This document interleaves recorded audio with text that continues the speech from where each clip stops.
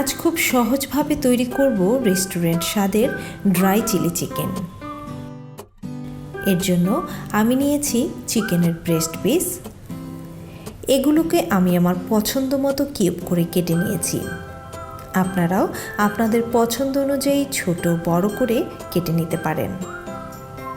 এখানে 360 গ্রামের মতো চিকেন আছে। আর নিয়েছি 2 ধরনের ক্যাপসিকাম। এগুলো চিকেনের সাথে সামঞ্জস্য রেখে কেটে নিয়েছি। এছাড়াও নিয়েছি স্প্রিং অনিয়ন। আর যা যা কিছু লাগবে তা রান্না করতে করতে দেখে নেব। তাহলে কথা না বাড়িয়ে শুরু করছি আজকের রান্না। প্রথমেই চিকেন ম্যারিনেট করব কিছু মশলা দিয়ে।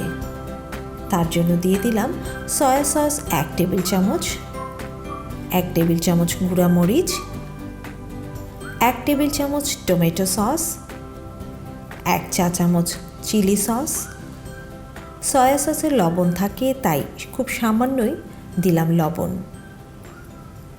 আধা চা চামচ গোলমরিচ গুঁড়া, 1 চা চামচ আদা পেস্ট, 1 চা চামচ রসুন পেস্ট, 1 চা চামচ ভিনেগার, একটি ফ্যাটানো ডিম, 1 টেবিল চামচ ময়দা এবং 3 টেবিল চামচ কর্নফ্লাওয়ার। এবার সব ভালোভাবে মিক্স করে নিতে হবে।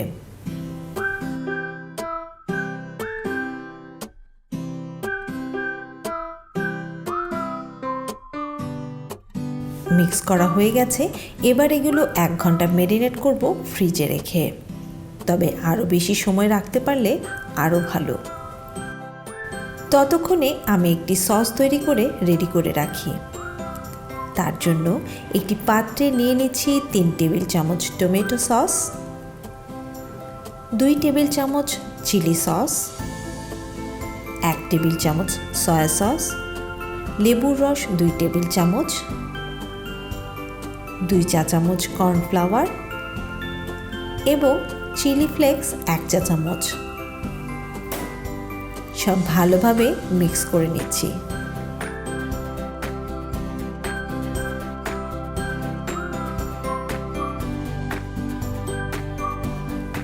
Sauce ready.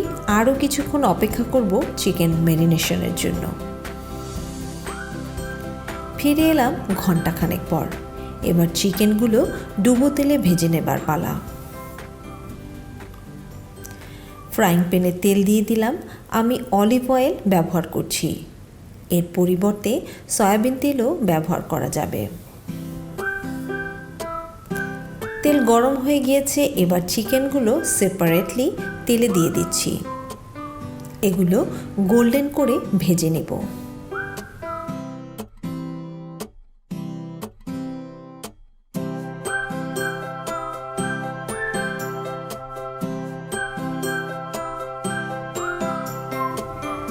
চিকেন ভাজা হয়ে গেছে। এবার পরের স্টেপে চলে যাচ্ছি।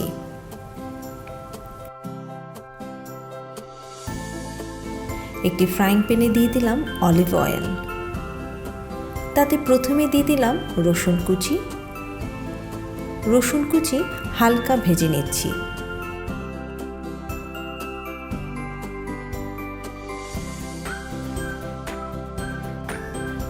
এরপর দিলাম 2 ধরনের ক্যাপসিকাম এবং স্প্রিং অনিয়ন।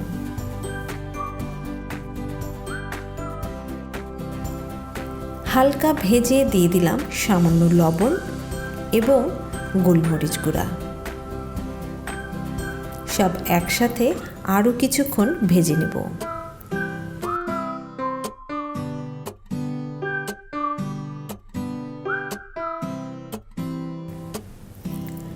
এগুলো ভাজা হয়ে গেছে। এবার এতে দিয়ে দিচ্ছি ভেজে রাখা চিকেন।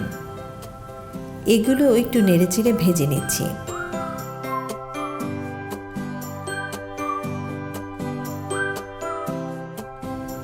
সব শেষে দিয়ে দিলাম সেই বানানো সসটা। এখন ভালোভাবে সব একসাথে ভেজে নেব শুকিয়ে আসা পর্যন্ত।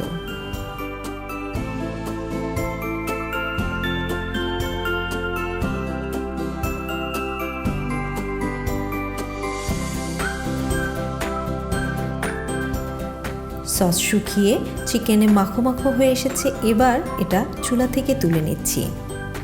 তৈরি হয়ে গেল সুস্বাদু ড্রাই চিলি চিকেন।